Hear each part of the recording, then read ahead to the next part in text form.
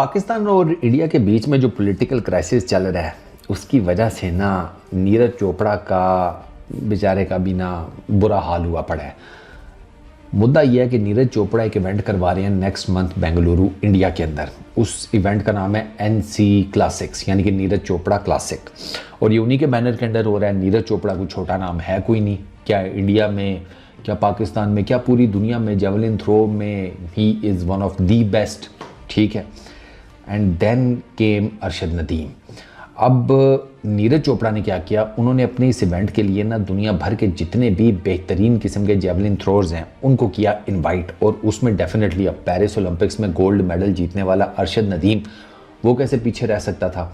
तो अच्छा, नीरज और अरशद की दोस्ती भी बहुत ज़्यादा है, मतलब वो दोस्ती का ये लेवल है कि दोनों की माएँ एक दूसरे के मतलब बेटे ही कहती हैं। नीरज की जो मम्मी जी हैं वो अरशद को अपना बेटा कहती हैं, अरशद की जो मम्मी जी हैं वो नीरज को अपना बेटा कहती हैं। तो हमारे लिए तो यही बहुत था यार कि एक मुसलमान और एक हिंदू की माँ वो ज़ात पात दीन धर्म से ऊपर होकर एक दूसरे के बच्चे को अपना बच्चा कह रहे हैं। बट ये चीज़ें अब फिर अब क्या बंदा बात करे यार, कम ही लोगों को समझ में आती हैं। खैर, तो नीरज चोपड़ा ने अरशद नदीम को भी इनवाइट किया था। अब वो जब ये जो इनविटेशन था ना नीरज की तरफ से, ये था ये जो अभी रिसेंट इंसिडेंट हुआ है कश्मीर वाला, उससे पहले का। तो अब वो इनविटेशन अपनी जगह पे स्टैंड करता था, तो नीरज को जनाब वो अब्यूज़ और वो ट्रोल का सामना करना पड़ा कि मैं आपको क्या बताऊं, क्योंकि उसने एक पाकिस्तानी को इनवाइट किया हुआ था। तो इस कॉन्टेक्स्ट में देखा जाएगा ना, नहीं देखा जाएगा कितनी पक्की दोस्ती है या कि इंटरनेशनल इवेंट्स पर क्या क्या किया हुआ है, या अरशद के पास पेरिस ओलंपिक्स में गोल्ड मेडल है, वो सब कुछ पीछे चला गया, ठीक है। सारी बात है, नफरत आ गई। तो वो फिर नीरज को ठीक ठाक किस्म का बैकलैश का सामना करना पड़ा सोशल मीडिया पर भी।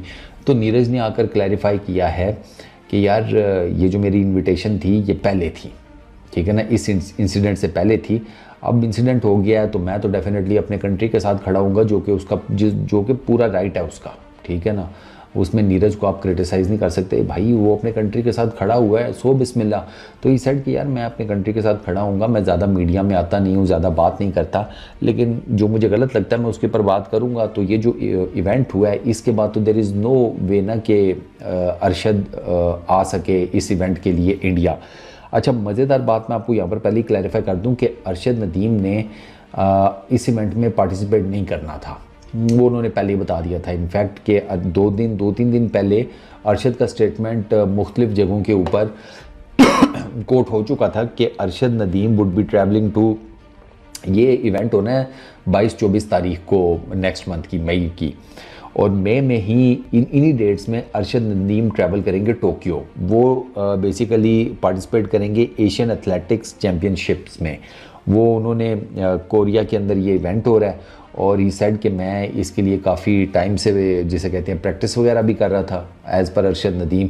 तो ही सेड कि मैं उस इवेंट में पार्टिसिपेट नहीं कर सकता क्योंकि I would be travelling to Korea, मैं एशियन एथलेटिक्स चैम्पियनशिप के अंदर पार्टिसिपेट करूँगा।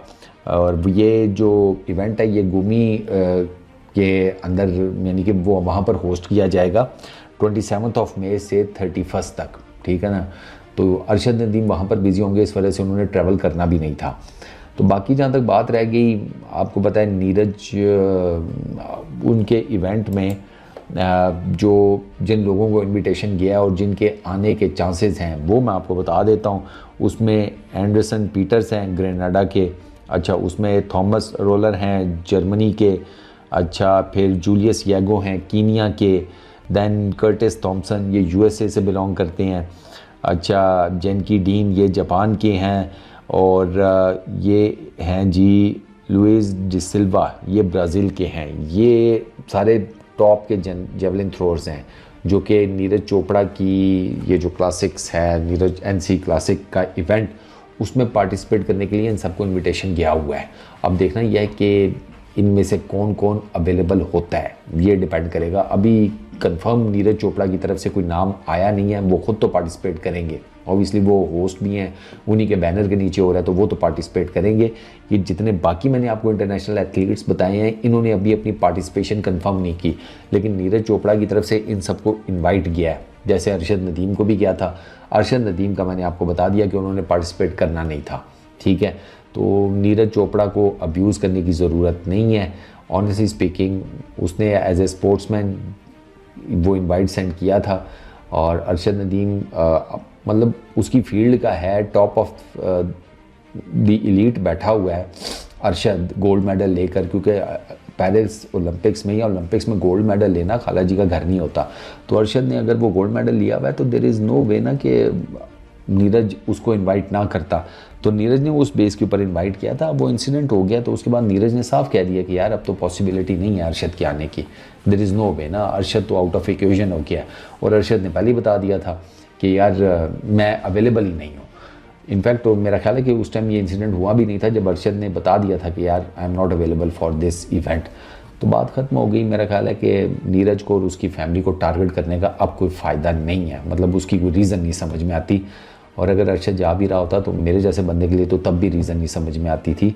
लेकिन अब फिर बात वही है कि 70-75 साल की नफ़रत है भाई, इतनी आराम से तो नहीं जाएगी। ऊपर से इस तरह का कोई ना कोई चीज़ हो जाए तो फिर वो जिसे कहते हैं घाव जो हैं पुराने सारे वो दोबारा से ताज़ा हो जाते हैं, फिर दोबारा से सारे किस्से कहानियाँ सामने आ जाती हैं।